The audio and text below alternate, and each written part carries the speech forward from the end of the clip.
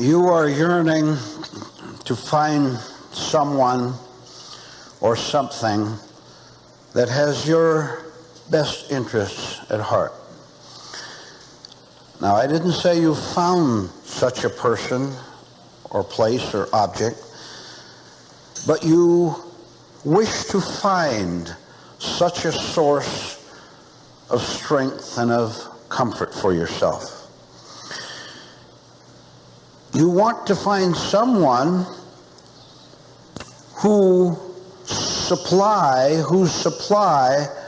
will match your desire.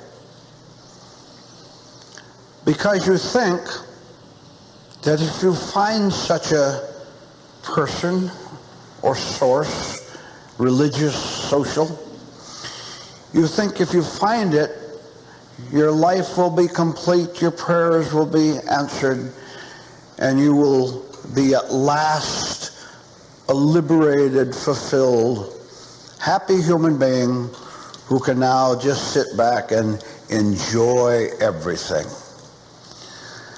Now, I said that this is what you're seeking, looking for.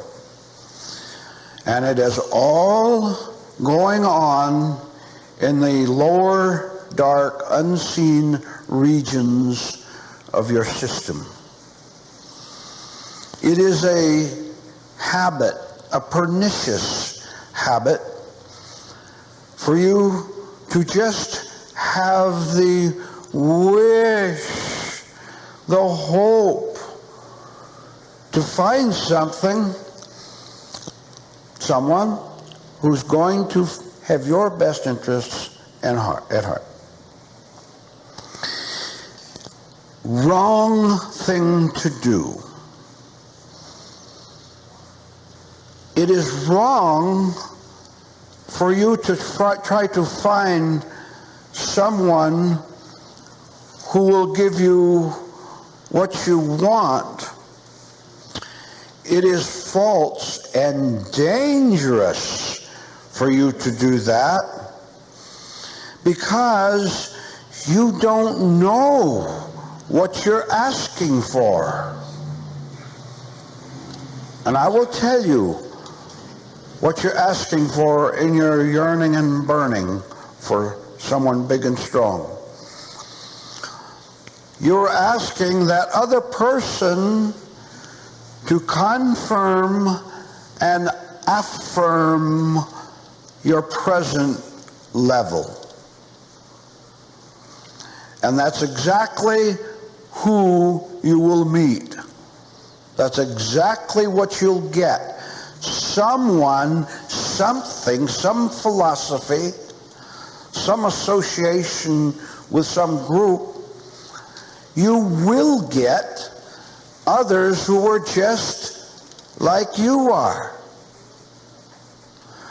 Oh, do you see what we've uncovered already? We have uncovered a horrible fact, and nicely that we've uncovered it. You have uncovered the fact that all you really want is more of what you now are, disguising it, saying that it's going to be new and helpful and good for you. And you don't realize what you are doing. You know not what you are doing. You think you know where your happiness lies, exists. And you've so deceived yourself that you never learn from experience. You meet lots of situations and have lots of experiences and events and meet and unmeet other people, including the opposite sex. You meet them And you never noticed that the yearning never is satisfied. And there's no way it can be satisfied. Because the yearning is simply a desperate wish for people at events to tell you that your hell is heaven. Now, what have you called heaven? A repetition of hell. You have vowed that you've got the philosophy of life. You've got it fixed, made. You know what to do. Get more of me. Feel me more. Regardless of what that feeling, emotion, experience, ambition is. Just get it again and again.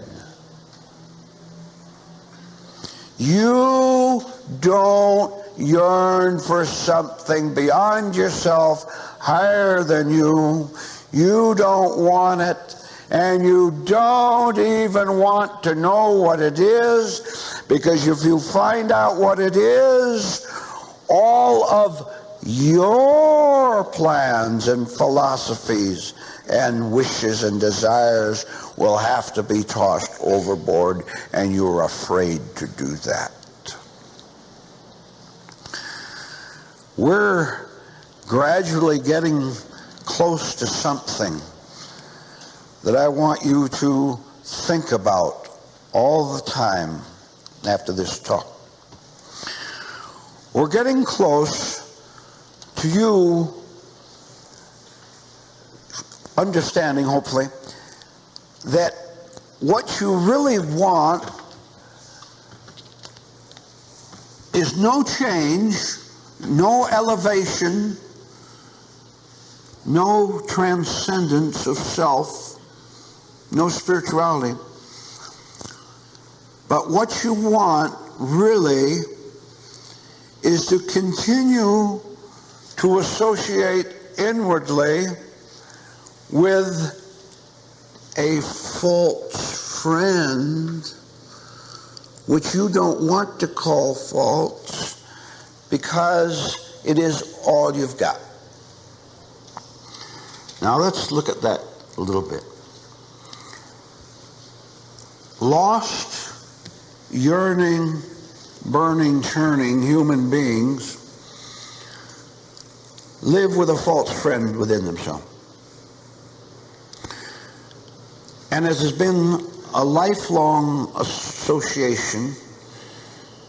You've talked to this false friend day and night for years, taken advice from it, even had fights with it. Yeah, actual battles, your false friend inside of you that's arguing, for example. But you never call it that.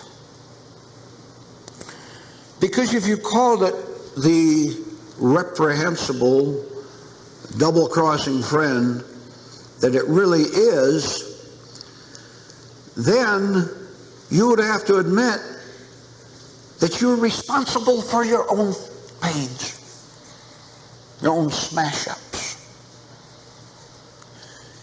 You would have to admit that the trail goes back to your affection for what has possessed you. Not wanting to confess that it's all a horror story all day long. Not wanting to admit that everything is a mess. You have to have the grand cover-up.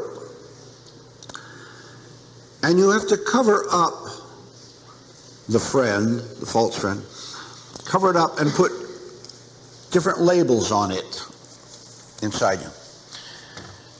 And you call it by virtuous, noble names. Hatred is strength of character, if you call it hatred in the first place. Sick ambition is noble ambition. Very easy to use. Nothing is easier, and you know this, than to use words to tell lies. Not wanting at all to see what your problem is, you suffer from it. Not being willing to expose the falseness within, you have condemned yourself to be tormented by that hypocritical so-called friend.